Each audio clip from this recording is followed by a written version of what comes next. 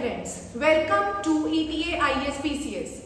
Today we are going to discuss a very important topic, that is parthenogenesis, which is very important for your science and technology section.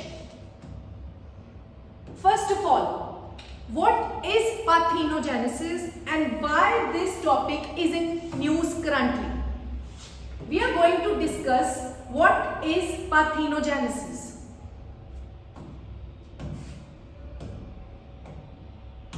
Parthenogenesis means asexual reproduction. Reproduction is basically of two types, that is sexual reproduction and asexual reproduction. Sexual reproduction is the normal and the natural process, and asexual reproduction is the reproduction in which only one partner is required and the another mate is not required. So parthenogenesis is a type of asexual reproduction where an organism, they can generate the offsprings without the need of the male partner or the mate, and the fertilization process is also not required. And how this process occurs? In this particular process of parthenogenesis, the female's reproductive cells, which are known as eggs or you can say ovules, they develop directly into the embryos independently without the fusion with the male gamete, and the fertilization is not required. So they develop into embryos on the independent basis, hence resulting in the production of new offsprings. And this may exhibit genetic similarities to the parent, though they may not be genetically identical. This is the situation in which we say that they may be identical or they may not be identical. Then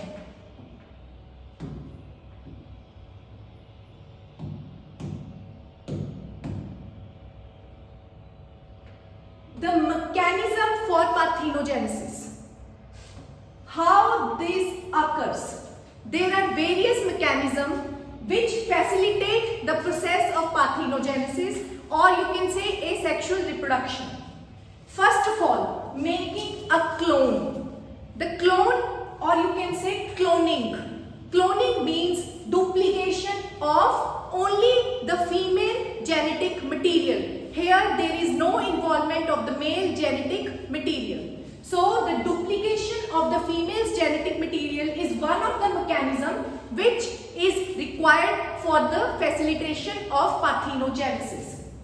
The second one, it is activation without the male genetic contribution. This means that the egg, which is the female reproductive material, it develops on its own independently without any input from the male genetic material. Hence, this leads to the potential reproduction of the offsprings, which are not genetically identical to the parent.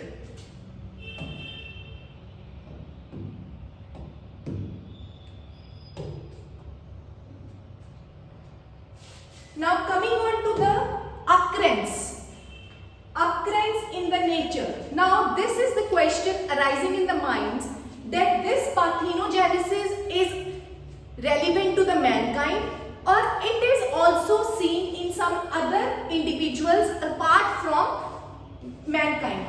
It occurs in various species, like some insects are also involved, such as bees, wasp. Then it is also seen in the reptilian family, plus it is also seen in fish, and also it is present in amphibians.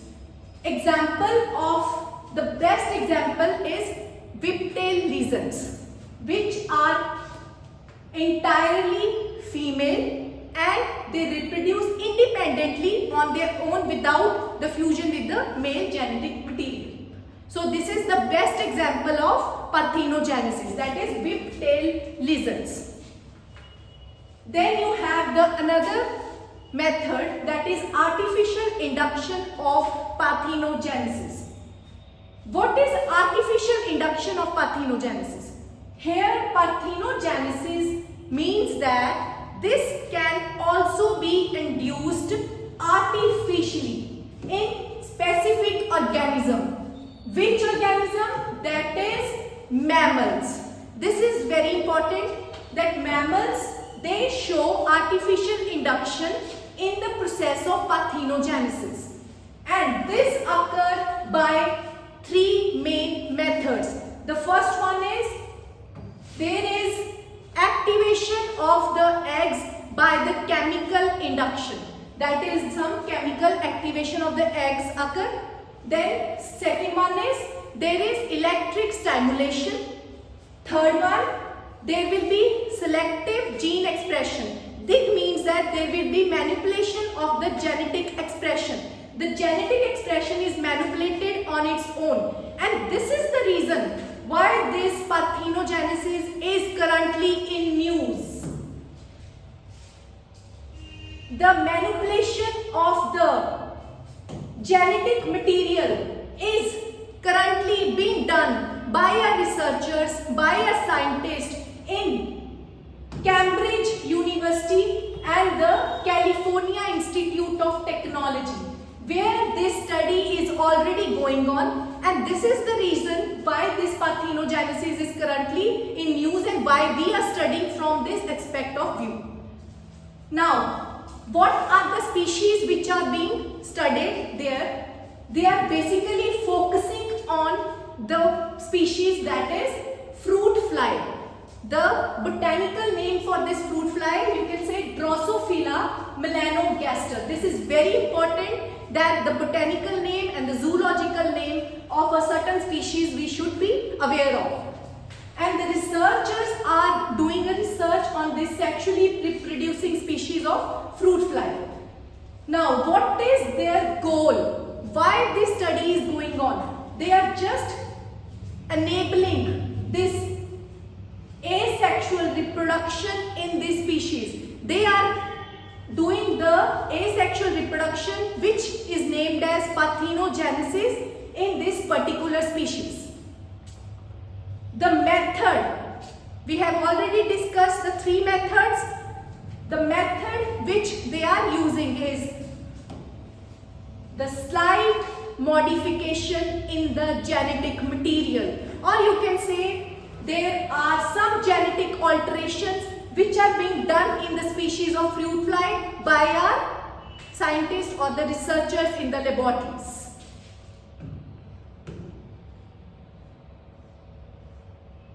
Now, after the study, we are curious to know about the advantages as well as the disadvantages of this particular technique which is currently in news.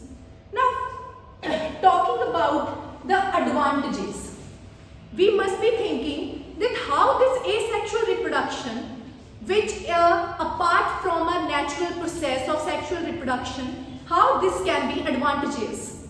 This can be advantages in some species.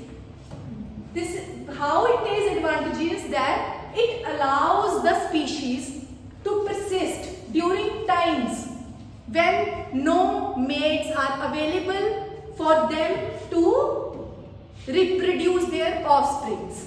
For example, this is important and this has been highlighted. That is, in 2023, a female crocodile in Costa Rica Zoo, the zoo named is Costa Rica, laid eggs after living in isolation for about 16 years. So this is the best example which can support our topic, that is parthenogenesis. Now coming on to the disadvantages. Where there are advantages, we know that there must be some disadvantages related to parthenogenesis. Yes, one disadvantage is that this leads to reduction in the genetic diversity.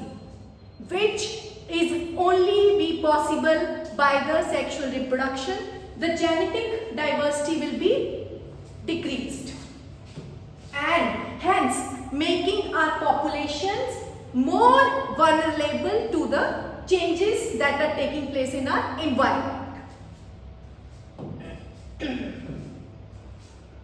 Now coming on to our PYQ question, which has been asked in UPSC related to the topic, that is, these are some of the statements which are given in support of parthenogenesis. Is it true or is it false? Parthenogenesis requires fertilization by a male. No, this is absolutely false statement. Second one, parthenogenesis results in offspring that are genetically identical to the parent. This is partially correct and partially incorrect.